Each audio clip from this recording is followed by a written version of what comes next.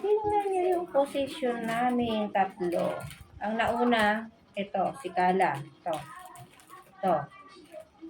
Ito yung pinaka, spoiled brat talaga to. Masyadong silosa to si Mama Orange. Lagi niya ginagawa. Pag nauna si Kala sa akin magkandong, gagawa siya ng paraan para makasingit. Ang gagawin niya, di baling madaganan si Kala, bahala si Kala dyan magkahinga-hingaluan, basta siya makasingit. So, ang gagawin naman ni Kala, dahil maliit lang siya, isikap din siyang mabuhay. Ala, sige, igaganyan niyo yung kakawan niya, i-wave-wave, makalusot lang. So, tinutulungan ko siya, kaya ngayon, nasa medyo taas na siya na. Yan. Kasi, pag ito kasi si Orange ang nauna, at may ibang alaga ang sisingit, mananagpang siya. Ay, grabe yung kamanditan nito. Ano siya, parang very, territorial ba tawag nito? Yung ano tawag nito, mapag-angkin siya, kunyari, mauna na siya, ayaw niya nang may ibang kasampa dito sa akin. Walang ibang kakando kasi magagalit siya. Ganun siya kalala. Ito si Orange, ang lahi niya is native siya, pero parang bilog siya sa ginger cat. And, wait lang, baka magtataka kayo ba't si Kala may sa leg, may sugat. Ayun, nakati. Hindi siya at kasi talaga nabalatan and nagkasugat kasi kasalanan ko. Dahil yung bracelet ko na red, yung may kitab-kintab, sa kanya ko isinuot. Nakita ko bagay naman, yun pala gumagasgas sa liig niya. Nang uli ko na nakita ko kasi nang tumingala siya, may scratch na siya dito, nabalatan talaga siya. So, lang. Maaga pa kasi kakapi-kapi. Naisipan ko lang i-video dahil grabe ng lagi silang ganito. Tuwing kakain, magkakape ako, magmimerienda o kung ano man. Basta nakaupo na ako dito sa mesa. Or kahit dyan ako sa lasit nakaupo. Ganyan pa rin sila. So, ngayon, ayun ito yung aking labas. Yan. So, gusto kong umupo dito na gusto ko yung pwesto dito kasi kita ko yung labas. Tapos siyempre, yung TV doon sa harap. Yung bukita nyo ba? And ayan, ang aming mesa. Si Happy, titinapay. Yan, nagkakalat yung mani kasi pagbubukod-bukurin ko sana. Sana ba? Yan. Pagbubukod-bukurin ko sana. Ayusin ko din Tupperware. Ang nangyari, hindi ko na nagagawa dahil nagkakandong-kandong na sila. So, balik tayo no. Commercial. Ay ko. Ayan na. Huwag ka kagat ha. Pwede nyo makita. Yan. Kita niyo yung mukha niya. Ganun siya. Naiinis na siya kasi feeling niya. Ano ba? Hindi ko alam kung makikita niya. Feeling niya kasi kanina pa siya nakasampa sa akin. So, parang inaano niya na ilang minuto naman nakasampa sa akin. Kaya feeling niya, siya na yung nauna. Kaya nagagat na siya. Di ko kung nakakuhaan ko yung pagnanga niya. Galit na galit siya. Galit siya kay Kala. Balik tayo. Ayun na, wait lang. Sige, magmaldita ka. Naka-video ka. Lang. Di ko alam kung nakikita ka. Sige. Naka-video ka. Sobrang nagmamaldita ka Dito ka ba? Di ko alam. Di ko talaga sure kung nakikita ka. Basta nagmamaldita siya. Ayan yung itsura niya. Maganda siya. Maganda siyang pusa pero saksakan ng maldita. So, balik tayo. Si Orange pala ay isang ginger cat.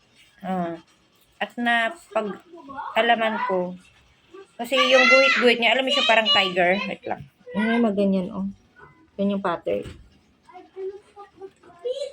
And, siya, yung katawan niya, kahit nung baby pa siya, yung fluffy.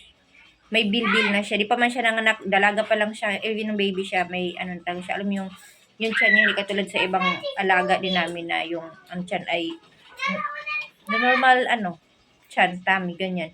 Siya, sa kanya, parang siya may bilbil na. Tapos, lalo na nung tumaba siya. Tapos yung mga anak niya, actually, anak niya is 4. Si Bubbles, yung pinanay Bubbles na namatay yun, baby pa lang. So, natira 3. Yung 3 puro orange. Yung isa si Peachy, si Kahel, and si Tangerine. Siya si Mama Orange. Mga sweet din sila, pero alam mo yung may mga attitude sila na, alam mo yung, sweet pero may attitude na yung parang gusto nila sila lang kanan. At napaka lalo si Peachy, sobrang sweet ni Peachy. Mahilig si Peachy ganon. Si Peachy pag nanghahalik yun, katagal niyang halik, yung kakugatin kanya dito. Yung parang laro-laro lang. Pero syempre yung pangil nila ay matulis. Sakit, sasagi-sagi talaga. Si Peachy, Dapat magiging ano yun, so ginger cat din si Peachy. Pero parang ang lahi niya nakita ko, parang siguro kaka-evolve, parang nagiging tabby cat. Di ba yung tabby cat yung mga patchy, ano sila, mga chubby-chubby, na malapad yung katawan. Maging ganun si Peachy. Para siyang ano, malapad yung mga dito niya, pati mukha niya. Pero si Kahel, tsaka si Tangerine, same sa kanya. Ginger cat. So, ang ginger cat pala ay normal sa boys na ginger cat. Ganon. And ang rare pala na ginger cat is a girl. Girls. So, si Orange, siya, rare pala siya. Kasi kadalasan pala nga, ganun. Nabasa ko, narinig ko sa mga dyan sa TV na ang common is sa boys. So, parang 1:10. Hindi ko alam kung paano i-ratio. Parang ganun ba? Halimbawa sa 10, parang isa lang. Parang ganun. So, siya, nagkataon, siya yung mama. So, ginger cat siya. Parang siyang, yung balahibo niya, grade na siya. Parang sa kaliko cat, parang ganun. Parang kunyari, pag sa 10 din, sa 10 cats na kaliko, rare siya pag may boy. Parang ganun. So, ang kaliko cat, kadalasan sa babae din pala yan. And pag may boy, siya yung rare. So, baliktaran din kila Orange, parang ganito. Pasensya na sa mukha natin. Bagong gising lang tayo. Oh, hindi naman. Magte-10 na. So, yun na explanation. And may attitude talaga sila. Tignan mo. Kahit nagka-ilay-ilay na tayo. And sa lahat ng alaga namin, siya tsaka si Bubbles lang dati tinatabi namin pagtulog. Si Bubbles nagloko. Ito, ibang Bubbles din yun. Ayan. Ayan, doon kay Happy. So, ibang Bubbles din siya. Pinangalan na namin siya kahit sa pangalan ng anak nito. Bigay din yan sa amin. Nagloko siya. So, si Orange na talaga natitira. And ito pag natulog para talaga ang baby. As in, matutulog sa bisig namin.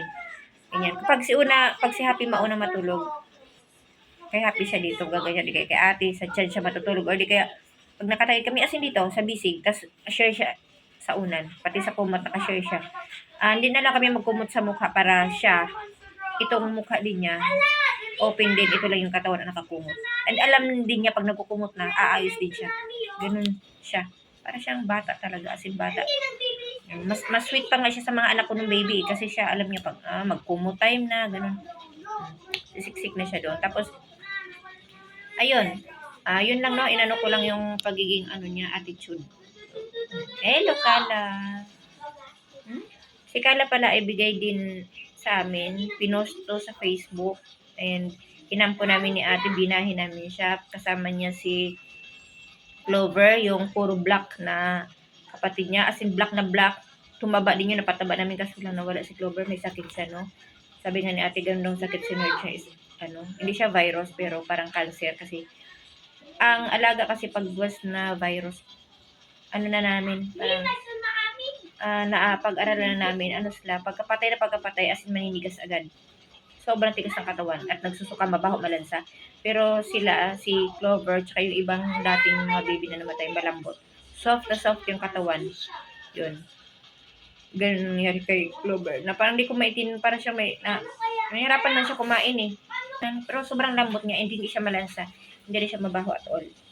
Parang ganun. So, doon namin siya nilagay sa may aloe vera. Yung paso doon na malaki. May paso doon na malaki. Doon namin siya. Lagyan namin siya binalot namin siya sa papel. And then, sa tissue, pagkabat sa tissue, nilagay namin sa ziplock. Tapos, binao namin. Tinanggal namin yung aloe vera. Tapos, nilagay namin siya sa pinakailalim ng paso.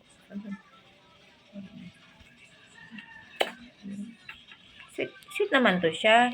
Lang, grabe talaga, oh. Gusto niya ganyan kasampa-sampa. Pangitsura, oh.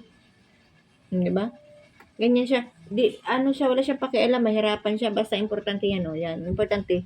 Yung katawang lupa niya na yan, nakadikit talaga sa amin. As in, skin to skin talaga yung gusto niya lagi. Yung ramdam niya lagi yung yan, kalinga ng isang ina. Pero mama na nga to siya eh. Sobrang spoiled siya. Siguro ang mga alaga, ramdam din nila pag mahal kasi talaga sila lahat. Mga sweetest na hihiga kami dyan, magkakandong-kandong yan. So ito, siya yung pusa namin na nag-collapse ng baby. Paano yung pinagdaanan nito? Di ba sa ibang video na kwento ko na katandaan, siya yung nahulog sa hagdan, nag-collapse. Siya din yung first nakakagat sa akin, kaya first vaccine ko din siya. Yung, ganyan. Tapos yun. Sobrang mabilita. Hello ka. Jesus. Sobrang ganda nito. Ayan, si Orange. Napakaganda niyang pusa. Dati ang taba-taba nito. Ayan, oh. Ganun yung ano niya. Dahil lang nangayayat siya. Ayan, oh. May sobra siyang, lagi siyang ganun. May excess, ano siya. Parang, pag sa tao pa, pinapalay po na to. Ganun yung balat niya. So, ayaw lang niya tumayo kasi wala siya sa mood. Pero maganda siya. Magandang pusa, nasaksakan ng kamaldita, pero sweet. Hello, Orange. Good morning ka. Good morning, good afternoon, good evening. So, maldita talaga. Ganyan siya yan. Gusto niya nakaganyan kami lagi. So, di na ako makapag-trabaho. Kaya nga akong tinapay. So, tinapay pala tayo. Tinapay namin. Yung mani, lilipat ko pa yan. Hindi ko na magawa. Ito pala, oh, putok. Hindi ko na siya magawa kasi, eto, dalawa sila kayo na pero bumaba naman na si Kala. So, ito na muna nung mani namin at yung lalaki niya. Hindi ko alam kung maano nyo. Sa palengke lang to nabili ni ate. 50 pesos kalating kilo pinabili ko. And, ano pala, yung mani pala namin, ito, hilaw. Hindi namin to niluluto. Kinakain namin to ito sa bahay ng hilaw. Dahil ako mismo, ang kumakain ng hilaw. Hindi ako mahilig sa lutong mani, yung adobo, nilaga. Hindi. Ganito talaga. Kasi nasanay ako maliit pa lang ganyan. And, nasanay na rin si Edsel, pati yung si Happy, tsaka si Ate Wednesday, nasanay na rin sila ng hilaw. Kaya sa bahay na to, pag may mani, hilaw yan kinakain, hindi yan niluluto. So, ito pa si Carla, kawawa, oh. Ay, chapwera na. Kawawa. Masyadong silusa kasi to. Kawawa man yun si Bunsoy. Kasalanan si mama, nasugat yung liig mo. Kasalanan si mama, nasugat yung liig. Hindi ko na kasi talaga nakita. Hipit mo kumapakita doon. Ang putla ko Gatin na lang natin yan, baka madala pa. Yan. Sorry Kala. Sorry. Sa kwintas talaga kasi mali ko talaga yan. Pero tinanggal ko na nga nung 3 days ko na natanggal. Kaya ayan, patuyo na rin siya. Tapos sa tubuan na to ng balahibo. Si Kala ang ganda din ito eh. Lahat naman sila magaganda. Orange? Kain na talaga niya. Ayan yun ang maman, sinihirapan ako.